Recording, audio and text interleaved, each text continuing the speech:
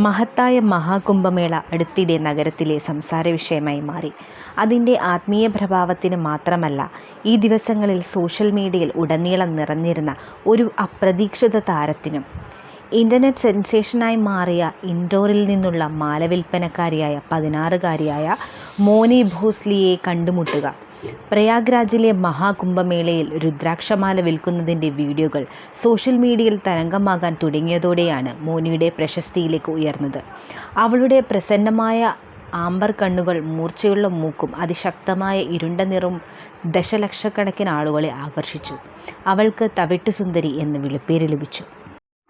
Social media ഉപയോക്താക്കൾക്ക് മോണിയും കാലാതീതമായ ഐക്കണുകളും തമ്മിൽ താരതമ്യപ്പെടുത്താതിരിക്കാൻ കഴിഞ്ഞില്ല. അവളെ മൊണാലിസ എന്ന് പോലും വിളിച്ചു. ജനുവരി 21 മോണി തൻ്റെ ഇൻസ്റ്റാഗ്രാം ഫോളോവേഴ്സിനെ ഹൃദയസ്പർശിയായ ഒരു നിമിഷം നൽകി. ഒരു വീഡിയോയിൽ അവൾ തൻ്റെ ജന്മദിന കേക്ക് മുറിക്കുന്നതും മറ്റുള്ളവർ ഹാപ്പി ബർത്ത്ഡേ കോറസ് പാടുന്നതും കാണാം.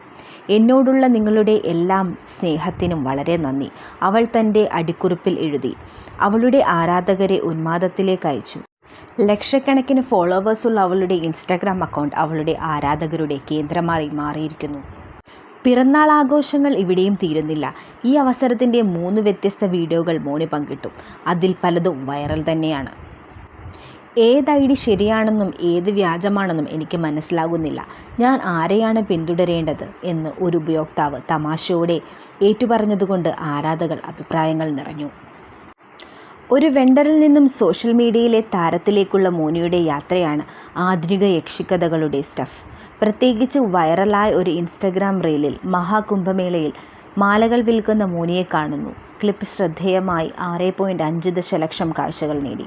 സമാനമായ വീഡിയോ മറ്റൊരു 2.5 ദശലക്ഷം കാഴ്ചകൾ നേടി. അവളുടെ ലാളിത്യവും കൃപയും എണ്ണമറ്റ വ്ളോഗർമാരെയും ഉള്ളടക്ക സൃഷ്ടാക്കളെയും പ്രചോദിപ്പിച്ചു. പ്രശസ്തിയിലേക്കുള്ള ഈ ഉയർച്ച അതിൻ്റെ വെല്ലുവിളികളില്ലാതെ വന്നിട്ടില്ല. മോനിയുടെ പുതിയ ജനപ്രീതി അവളുടെ കുടുംബത്തിന് അപ്രതീക്ഷിത പ്രതിസന്ധി സൃഷ്ടിച്ചു.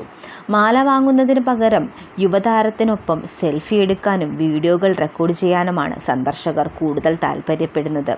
റിപ്പോർട്ടുകൾ പ്രകാരം അമിതമായ ശ്രദ്ധ വിൽപ്പനയെ ബാധിക്കാൻ തുടങ്ങി.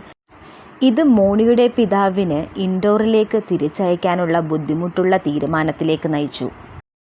ഇപ്പോൾ ഇൻസ്റ്റഗ്രാമിലൂടെ തൻ്റെ ജീവിതത്തിൻ്റെ ഓരോ നിമിഷങ്ങളും പങ്കുവെച്ച് മോനി വൈറലായിക്കൊണ്ടിരിക്കുകയാണ്.